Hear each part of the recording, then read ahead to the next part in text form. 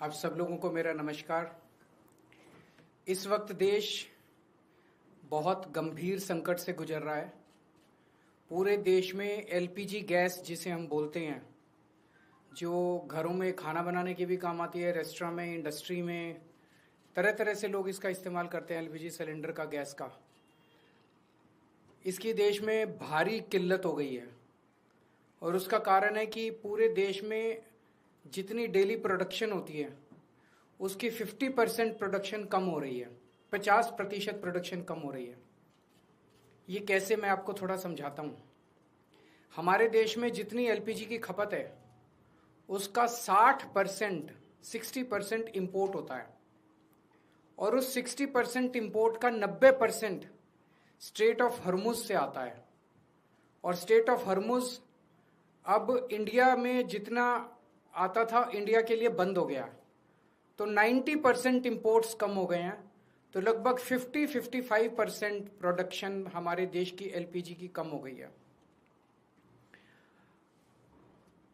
इसका सबसे ज्यादा खामियाजा इस वक्त इमीडिएटली रेस्टोरेंट्स और होटल बर्दाश्त कर रहे हैं। सरकार ने आदेश जारी किया है कि रेस्टोरेंट और होटल्स को एलपीजी गैस मुहैया नहीं कराई जाएगी। रेस्टोरेंट्स एंड होटल्स एलपीजी की स्टॉक नहीं रख सकते, वो उसको स्टोर करके नहीं रख सकते क्योंकि सेफ्टी कंसर्न्स होते हैं। तो जितने एलपीजी सिलेंडर उनको रोज चाहिए होते हैं उतनी डेली की डेली उनको सप्लाई की जाती है। तो अब एकदम से अगर एलपीजी बंद हो गई तो उनके पास तो 2 दिन का भी स्टॉक नहीं है, 1 दिन का भी स्टॉक नहीं है।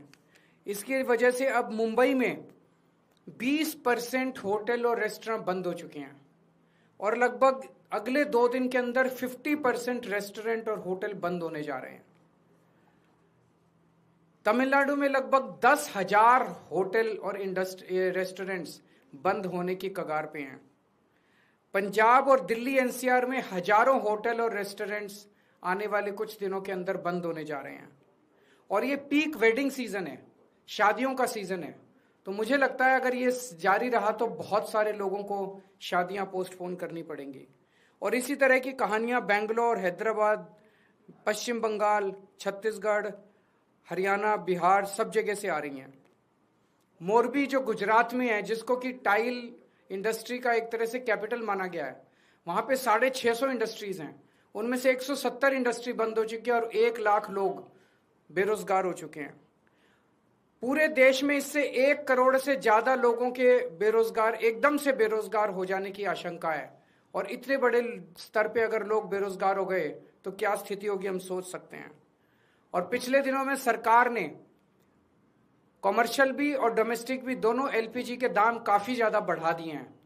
जो सरकार ने बढ़ाए वो तो अलग है, लेकिन अब मार्केट में जम के ब्लैक हो रही है एलपीजी की चारों तरफ। हमें यह समझना पड़ेगा ये क्यों हो रहा है। ये हो रहा है क्योंकि इजराइल और अमेरिका ने ईरान के ऊपर हमला किया है। स्ट्रेट ऑफ हॉर्मुज जो है, वहां से दुनिया का काफी ज्यादा तेल और गैस जो है उसका आवागमन होता है। ईरान ने स्ट्रेट ऑफ हॉर्मुज पे कब्जा किया हुआ है, और ईरान ने कहा है कि जो उनके फ्रेंडली देश हैं केवल उन्हीं को वहां से अपनी शिप्स ले जाने लाने का अधिकार होगा। तो जैसे रशिया, चाइना, केवल उनके शिप्स को अलाउ किया जा रहा है।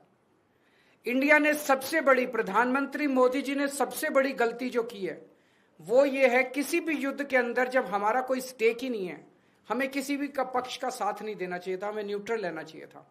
नॉन अलाइंड पॉलिसी भारत की विदेश नीति पिछले 75 साल से चली आ रही थी, जिसको प्रधानमंत्री ने चंद दिनों के अंदर डिमोलिश कर दिया। वो जाके सीधे इजराइल और अमेरिका के साथ खड़े हो गए, ईरान के खिलाफ खड़े हो गए।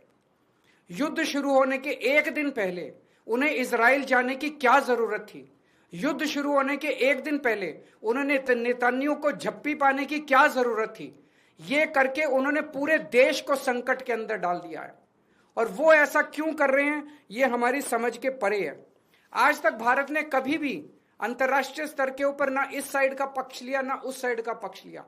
इवन कोल्ड वॉर के जमाने में भी जब जो 2 पोल्स होते थे दुनिया के, उस वक्त भी भारत जो है नॉन अलाइंड मूवमेंट का पक्षधर था, तब भी हमने किसी का पक्ष नहीं लिया। अभी प्रधानमंत्री जी ने सीधे सीधे अमेरिका के और इजराइल के पक्ष में अपना वो रखा और हमने ईरान जो हमारा पुराना दोस्त था, जिसके साथ हमारा काफी वो था, उसको हमने अपना दुश्मन बना लिया। 140 करोड़ पिछले कुछ दिनों में, पिछले कुछ महीनों में, पिछले 1 साल से हम देख रहे हैं किस तरह से प्रधानमंत्री मोदी जी सीधे सीधे, ऐसा लगता है मेरे को ये शब्द इस्तेमाल करते हुए बेहद शर्म महसूस हो रही है, प्रधानमंत्री मोदी जी ट्रंप के गुलाम बने हुए हैं। 140 करोड़ लोगों के इस महान देश को प्रधानमंत्री मोदी जी ने अमेरिका की कॉलोनी बना दिया है। अमेरिका, हम देखते हैं जब अंग्रेज आए थे, अंग्रेजों ने भारत पे क्यों कब्जा कर लिया? अंग्रेजों ने भारत पे कब्जा किया था क्योंकि उस वक्त हमारे देश के अंदर शासन करने वाले जितने राजा थे वो कमजोर थे, उनको ब्लैकमेल किया जा सकता था, उनको खरीदा जा सकता था, उन पे अटैक करके अंग्रेजों ने कब्जा कर लिया। आज अमेरिका ने हमारे देश पे कब्जा कर लिया है क्योंकि एक तरह से हमारे देश का प्रधानमंत्री कमजोर है, उसको ब्लैकमेल किया जा रहा है। प्रधानमंत्री को किस वजह से ब्लैकमेल किया जा रहा है? एक एक देशवासी का खून खौल रहा है इस टाइम।